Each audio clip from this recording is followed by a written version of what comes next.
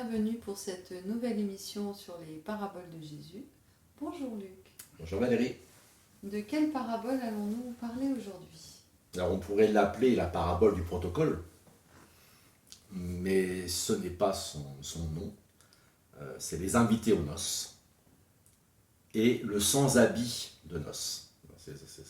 C'est lui qui nous intéresse, c'est celui qui n'a pas d'habit de noces.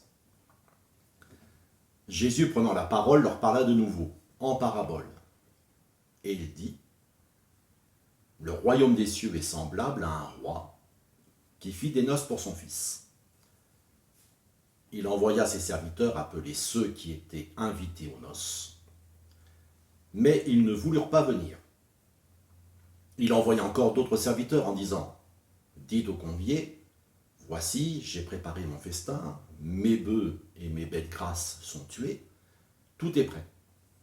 Venez aux noces. » Mais, sans s'inquiéter de l'invitation, ils s'en allèrent, celui-ci à son champ, celui-là à son trafic.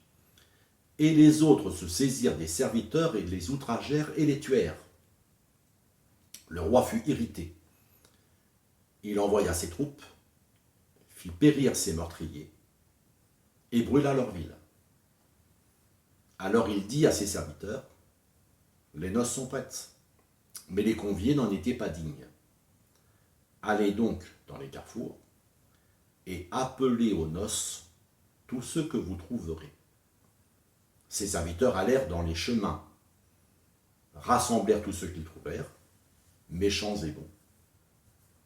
Et la salle des noces fut pleine de convives. Le roi entra pour voir ceux qui étaient à table. Et il aperçut là un homme qui n'avait pas revêtu un habit de noces. Il lui dit, « Mon ami, comment es-tu entré ici sans avoir un habit de noces ?» Cet homme eut la bouche fermée. Alors le roi dit au serviteur, « Liez-lui les pieds et les mains, et jetez-le dans les ténèbres du dehors, où il y aura des pleurs et des grincements de dents. Car il y a beaucoup d'appelés, mais peu d'élus. » Bon. Alors, beaucoup d'appelés, peu d'élus, c'est devenu un proverbe. Tout à fait, en particulier pour le sport. Beaucoup veulent devenir Messi, Platini et d'autres, mais il n'y en a que quelques-uns qui atteignent ce niveau. Beaucoup d'appelés, peu d'élus. Pareil pour les élections. Beaucoup d'appelés. Il y en avait 14 qui se présentaient aux élections présidentielles. Un seul est élu. Donc c'est devenu un proverbe en effet. Mais ce n'est pas Dieu qui limite le nombre d'appelés. C'est les appelés qui refusent d'être élus. Et c'est pour ça que ce n'est pas le même sens. Dans le proverbe français, c'est beaucoup d'appelés, mais ils n'arrivent pas au stade d'élu. Dans la parabole, c'est beaucoup d'appelés, mais ils refusent l'appel. Ils ont autre chose à faire. Pire que ça, autre chose à faire, et ça les gêne d'être invités. Pourquoi ça les gêne? Parce que le roi fait les noces pour son fils, c'est-à-dire pour son successeur. Et s'ils ne sont pas contents, satisfaits de l'autorité du roi en place, ils n'ont pas envie de subir l'autorité de son fils. Donc clairement, Jésus fait une allusion au psaume 2, où les nations se révoltent contre l'Éternel et contre son nom. Et c'est une des paraboles qu'on appelle du rejet. Un des aspects du royaume des cieux, c'est tout ce que Dieu fait pour nous amener dans son royaume. C'est des paraboles qu'on a vues dans le début de cette série. La parabole du semeur, la parabole de la perle précieuse. C'est des paraboles qui montrent un aspect du royaume des cieux. Celle de la pêche aussi. Le royaume de Dieu ressemble à des pêcheurs, et ils pêchent toutes sortes de poissons, et puis une fois sur le rivage, ils font le tri. Ça, c'est un aspect du royaume. Mais il y a un autre aspect du royaume, c'est tous ceux qui refusent l'appel de Dieu, y compris avec violence.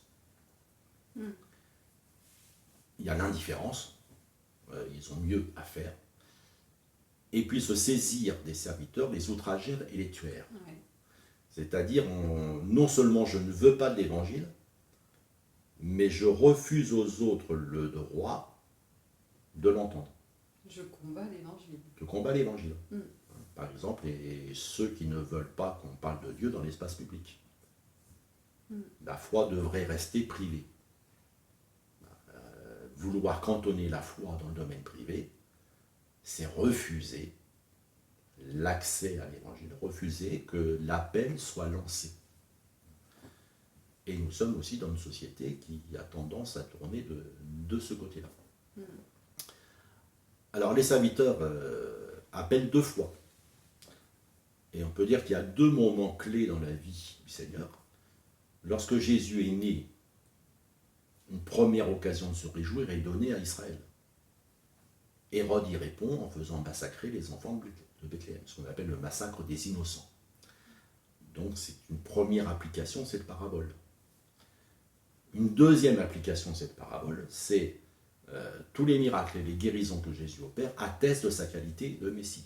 Ésaïe en particulier avait prophétisé que le Messie ouvrirait les yeux des aveugles, ferait entendre les sourds, ferait parler les muets, délivrerait ceux qui étaient prisonniers des démons.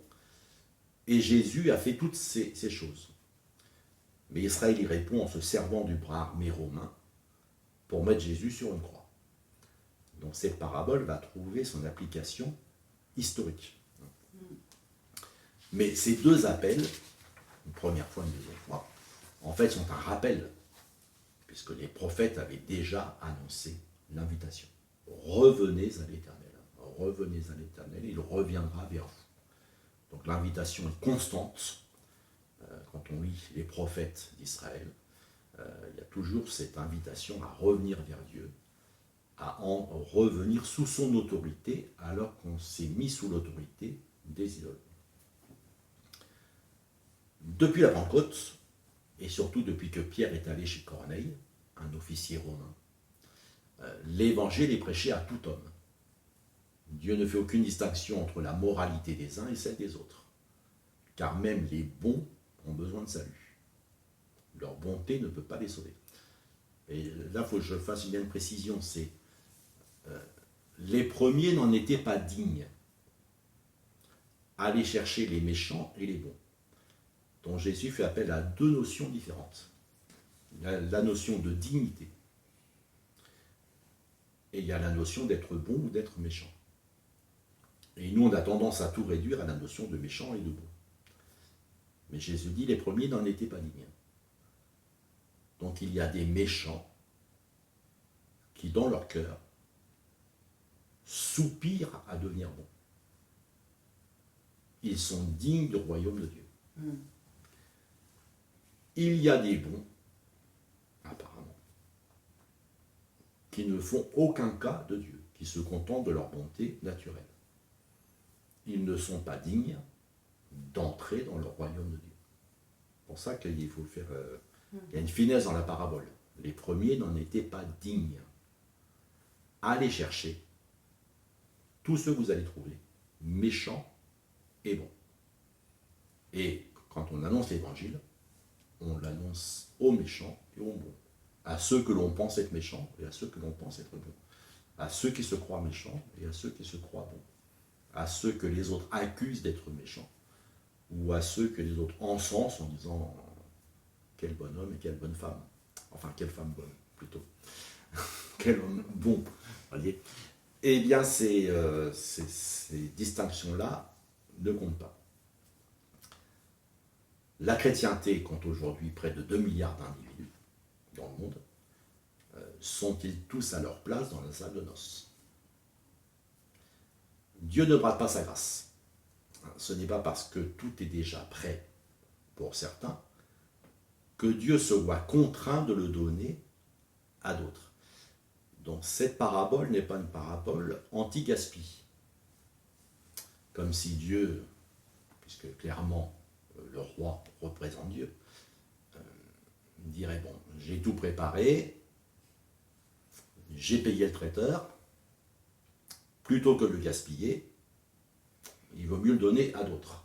À n'importe qui. Et à n'importe qui, tant qu'à faire. Ça, ce serait une parabole anti-gaspi.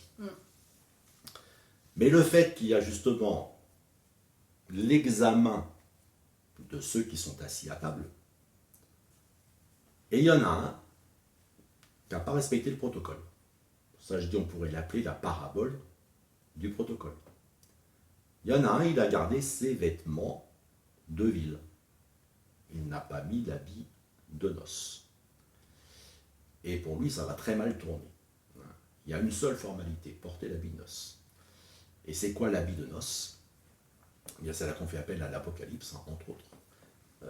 Après cela, je regardais, voici, il y avait une grande foule que personne ne pouvait compter, de toute nation, de toute tribu, de tout peuple, de toute langue. Ils se tenaient devant le trône et devant l'agneau, c'est-à-dire Jésus lui-même, revêtus de robes blanches et des palmes dans leurs mains. Toujours dans l'Apocalypse. Et l'un des vieillards prit la parole et me dit, ceux qui sont revêtus de robes blanches, qui sont-ils? Et d'où sont-ils venus? Je lui dis, mon Seigneur, tu le sais. Et il me dit, ce sont ceux qui viennent de la grande tribulation. Ils ont lavé leurs robes et les ont blanchis dans le sang de l'agneau. Encore dans l'Apocalypse. Heureux ceux qui lavent leurs robes, afin d'avoir droit à l'arbre de vie et d'entrer par les portes dans la ville. Alors, comment on passe de l'état d'appelé à l'état d'élu? En passant par la repentance et la foi. C'est ça, laver sa robe dans le sang de l'agneau. Jésus a versé son sang pour nous laver de nos péchés. Et c'est quand on accepte d'être lavé de nos péchés par lui, eh bien que nos robes sont bien blanches. Merci Luc. Merci à tous et à bientôt pour une nouvelle parabole.